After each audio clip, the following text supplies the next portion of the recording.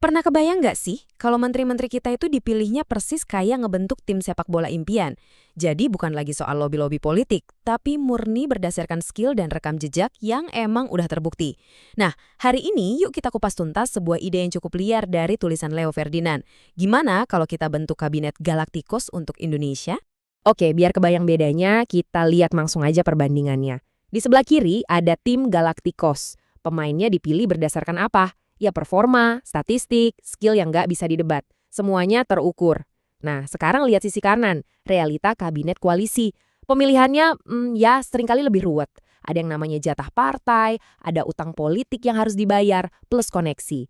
Fokusnya jadi geser. Bukan lagi murni siapa yang paling jago, tapi jadi siapa yang harus dapat bagian.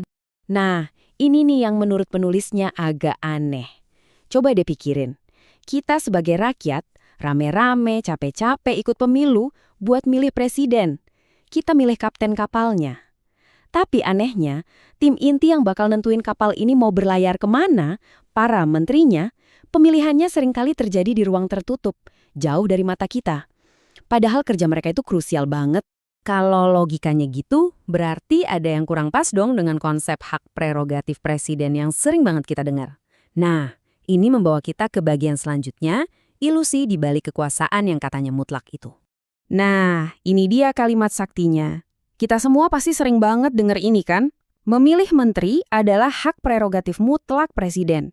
Kedengerannya tuh absolut banget, seolah-olah presiden punya cek kosong buat milih siapapun yang dia mau, tanpa bisa diganggu-gugat sama sekali. Pertanyaannya, apa benar sebebas itu? Kenyataannya, hak ini seringkali terjebak oleh realita politik. Bayangin aja, seorang presiden kan harus mengakomodasi partai A, B, C yang udah bantu dia menang.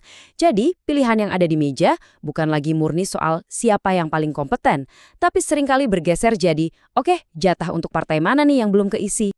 Kalau sistemnya begini terus, gimana caranya kita bisa dapat menteri-menteri kelas Wahid? Nah, tulisan ini nggak cuma ngeritik aja, tapi juga nawarin sebuah solusi yang terus terang, cukup radikal dan out of the box. Idenya begini, proses seleksi menteri jangan lagi di ruang rapat yang senyap dan tertutup, pindahin aja ke stadion internet yang super ramai dan terbuka. Kenapa? Ya karena di sana semua mata bisa melihat, rekam jejak, ide, sama kompetensi tiap calon bisa dikuliti bareng-bareng, nggak ada yang bisa disembunyiin lagi. Prosesnya sebenarnya cukup simpel, ada 3 langkah. Pertama, presiden ngelempar nama-nama kandidat profesional ke publik bisa lewat media sosial. Nah, disinilah keseruannya dimulai. Publik dan para ahli langsung bedah habis-habisan rekam jejak mereka secara real time.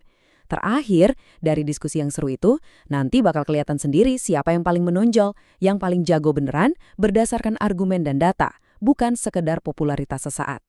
Tapi, ada satu syarat mutlak biar ini semua berhasil. Diskusinya harus organik. Maksudnya apa? Artinya, ini bukan perang buzzer atau adu kuat pasukan siber bayaran ya. Yang kita cari itu perdebatan asli, yang tulus dari para ahli, praktisi dan masyarakat yang beneran paham, yang bisa ngebedah kompetensi calon menteri sampai ke akar-akarnya. Oke, kalau proses seleksinya kayak gitu, kira-kira apa hasilnya? Kemungkinan besar kita bakal dapat kabinet yang isinya para praktisi, bukan sekedar birokrat. Bedanya apa? Oh, jauh banget. Kita lihat contoh pola pikir seorang praktisi, ini kutipan dari Menteri Keuangan Purbaya. Logikanya sederhana tapi kena banget. Biarkan bisnis jalan dulu, baru bicara pajak. Artinya, biarin dulu ekonomi itu tumbuh subur, lari kenceng, baru deh hasilnya kita panen lewat pajak. Jangan dibalik, dipajakin dulu sampai layu sebelum berkembang. Contoh lain yang gak kalah keren dari Menteri Pertanian Andi Amran Sulaiman. Beliau nggak peduli laporan di atas kertas kelihatan ijo royo-royo, tapi di lapangan sawahnya kering. Fokusnya itu hasil nyata, titik. Kalau ada birokrasi yang ribet dan malah nyusahin petani, sikat. Nah ini mentalitas seorang eksekutor, bukan administrator. Slide ini ngerangkum bedanya dengan jelas banget. Coba lihat deh kolom praktisi. Fokusnya itu pertumbuhan ekosistem, prioritasnya hasil, dan dia berani ambil resiko buat inovasi. Sekarang bandingkan sama kolom stempel karet. Fokusnya ngamanin posisi, prioritasnya urusan administrasi partai. Ya, hasilnya bisa ditebak, nggak efisien dan jalan di tempat. Dan ini tuh bukan cuma teori di atas kertas loh. Penunjukan menteri yang salah itu dampaknya langsung ke kehidupan kita semua. Contohnya, kebijakan yang ngehambat swasta buat impor bahan bakar. Seringkali, kebijakan kayak gini lahir bukan dari logika ekonomi yang sehat, tapi buat ngelindungin kepentingan kelompok tertentu. Ujung-ujungnya siapa yang nanggung bebannya? Ya APBN, yang artinya uang kita semua. Jadi, kalau kita tarik benang merahnya, tujuan akhir dari proposal seleksi terbuka ini sebenarnya apa sih? Jawabannya sederhana. Ini soal mengembalikan mandat ke tempat asalnya, yaitu ke tangan rakyat. Dan jangan salah paham ya, ide ini tuh bukan buat melemahkan presiden. Justru sebaliknya, ini buat ngasih presiden sebuah perisai yang sangat kuat. Perisai buat nahan semua tekanan dan permintaan jatah dari para politisi di sekelilingnya. Coba bayangin skenario ini deh. Seorang ketua partai datang ke istana, bawa nama titipan buat jadi menteri. Dengan data dari diskusi publik, presiden bisa dengan tenang dan tegas bilang, "Mohon maaf Pak, publik sudah lihat rekam jejaknya dan rakyat tidak setuju. Saya harus memilih yang lebih kompeten." Wah, tiba-tiba posisi tawar presiden jadi kuat banget kan? Jadi, apa intinya? Pertama, ide ini bisa memutus lingkaran setan balas budi politik. Kedua, kita manfaatkan teknologi sebagai saringan buat nyari orang yang beneran kompeten.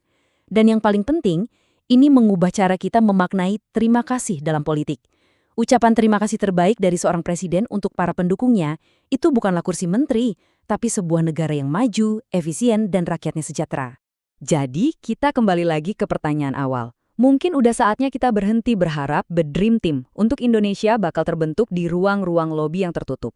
Mungkin aja tim impian itu justru harus dibangun di stadion terbuka bernama internet, di mana kita semua bisa ikut jadi saksi sekaligus jurinya. Nah, gimana menurut Anda? Apakah ide ini realistis atau cuma utopia belaka? Tulis pendapat Anda di kolom komentar di bawah, kita diskusi di sana.